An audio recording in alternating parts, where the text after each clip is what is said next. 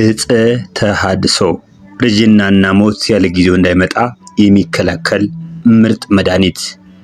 የተሐድሶ እፅ አጠቃቀም 7 የአደይ አበባ ጫፉን በእርጥቡ ቀጥፈው በንጹህ ውሃ በመደቆስ በንጹህ የአንድ ሾርባ ማንኪያ ማር ወይም ጣዝማ ለውሰው የቅዱስ ዮሐንስ ዕለት ከጧቱ 12 ሰዓት በማር የተለወሰው የአደይ አበባ ቅይጥ ላይ ከመዝሙረ ዳዊት መዝሙር 28ን እስከ መጨረሻው 7 ጊዜ ጸልየው መላ ቤተሰብ የቅዱስ ዮሐንስ ዕለት ምግብ ሳይቀምሱ የአደይ አበባ ውህድ በትንሹ የስኳር ማንኪያ ይቅመሱ ያስቀምሱ።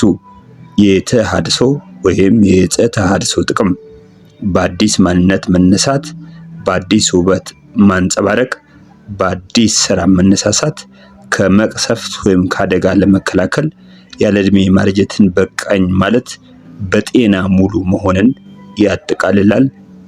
ተጠቀሙበት። በነገራችን ላይ የቅዱስ ዮሐንስ ዕለት ማለት መስከረም 1 መሆኑን እንዳይረሱ። ኢትዮጵያዊነት ታላቅነት። ሰብስክራይብ አድርጉ።